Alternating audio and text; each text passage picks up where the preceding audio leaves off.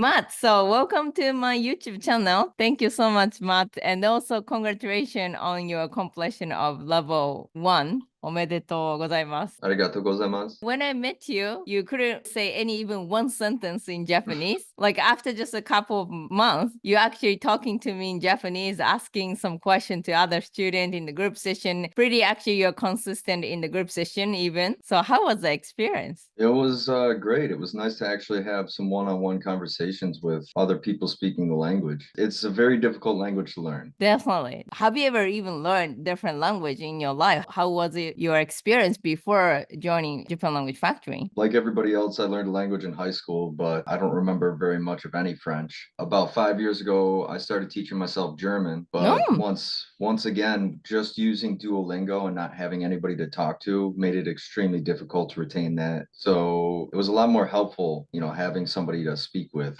as opposed to just trying to go through Duolingo, which is more of like, it almost feels like a video game. You don't actually retain the information. You're just trying to get through the questions like it's some kind of quiz or something. And why actually you chose Japanese this year, 2024? I finally decided to travel to Japan. I always wanted to. And the 1 month I spent on Duolingo previous to that did not help me whatsoever. So I just wanted to really try and integrate myself into the language as much as possible. And so I could return to Japan and actually speak with people properly. Amazing. And how was actually the experience? Because you studied with the Duolingo before and then you actually visit. What was actually the experience in Japan? It was a little intimidating at first, not knowing the language and getting lost almost every night in a city I have no idea anything about. But it was, to be honest, even getting lost, it was a great experience. Unfortunately, I was tethered to the translating device, speaking with people through text app. So that was definitely a pain. But it was an amazing place. I was just awestruck by how it's such a huge city, but the people there are just polite and the city's just so clean and organized and on time. Everything is just so efficient. It just blew my mind, especially coming from, like, I visited New York City and California and places like that. And it's just like Japan left a huge impression on me. Well, Tokyo so far, but I didn't have a chance to go to Kyoto. So you really liked Japan and you came back to your place right now. And then I heard that you decided to move to Japan. Is that correct? Trying to, yeah. It's a little bit harder than I thought it would be, but I'm not going to give up on it just yet. Amazing. And I didn't ask you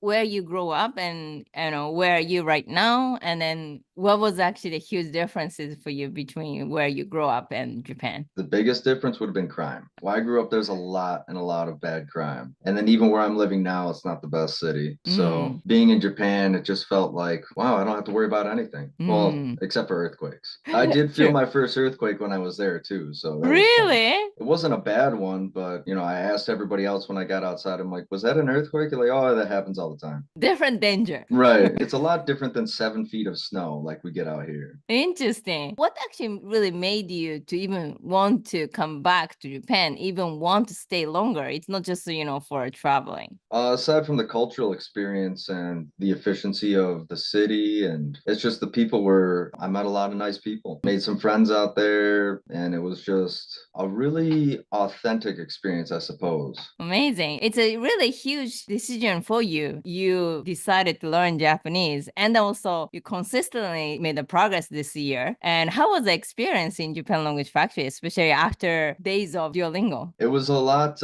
my experience with your teaching factory, it was a lot better. Like I said, being able to speak with somebody and then learn the way that my personality works here in another language instead of just, word after word, this is the way it's, designated in Duolingo. It made me able to express myself, like the way my personality. So it gave me that opportunity. Aside from being able to speak one-on-one, it was just a lot more, interactive, especially with the group lessons. That gives me the opportunity to speak with other students who are at different levels, who can also help me learn new words, new vocabulary. Amazing. So what was actually the everyday like a mindset or even the training? What did you do? A lot of times I would just practice the phrases that Yui-san would teach and repeat it in my head. At work I would try and study as much as I could. it. And then I would combine any extra vocabulary I'd learned from Duolingo and try and form sentences I would use daily. You know, if I was bored at work, I would just run through what would a normal conversation I'd have with my friends be and try and incorporate the vocabulary and phrases I learned from the Japanese Language Factory and Duolingo to try and practice in my head conversations because naturally nobody here speaks it. And then if I try speaking to my friends, they just look at me really irritated and confused. And then they,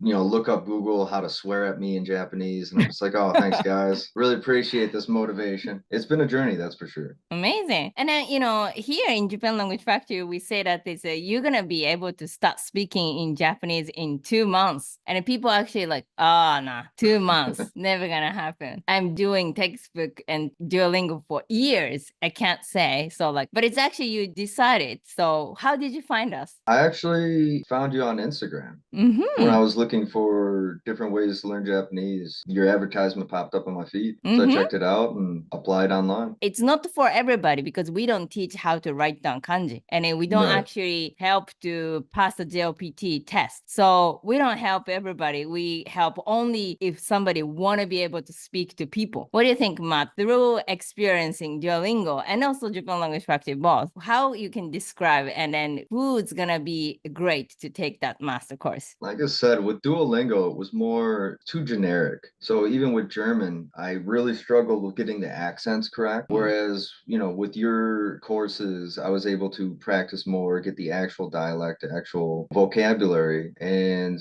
even with, I've tried other courses where, they've tried instructing you how to say this, but it was so generic and it still didn't feel like it was my kind of learning method. But with this course, this is definitely for people, in my opinion, this is definitely for people who plan on actually spending more time in Japan as opposed to just going for vacation because it's more of an immersion into the language. Whereas Duolingo, I'll definitely use that for hiragana, katakana, kanji. But other than that, it's just I'm really only using it for vocabulary. And with the Japanese Language Factory, like I said, it's just the one-on-one really helps bring out your personality in the language. And, the instructors can teach you however you want, either the polite, correct way or the informal way. Or if you just want to learn swear words, I'm sure you can learn. But it also all comes down to your own personal motivation too. Because even for me, I struggled with this language with Duolingo, really struggled on Duolingo. But your course made it a lot more understandable for the way that I learn, at least. And especially since I plan on going back and I still have friends out there that I talk with, try to Skype with them when I can. It's made it a lot easier to learn the language and just be able to speak and communicate. Amazing. Thank you so much. So what do you think? What is going to be your ultimate goal if you just progressing in Japanese? If I'm able to keep progressing, I hope to get a job out there other than English teaching because I'm in the trade. So there's a lot of things I can do out there. I just have to really focus on getting the language down. I hope to, live out there someplace. Just have to be able to get my foot in the door right now. Amazing. All right. So one more request. So 2024, all over the world, people actually watching Japanese entertainment for sure. I don't see anybody who never watched Japanese entertainment, like, Dragon Ball and everybody actually know that it's, I wish I could understand, Japanese without subtitle or I want to visit Japan. So what do you think? What is going to be the advice to them progressing 2025? I would say try your courses, but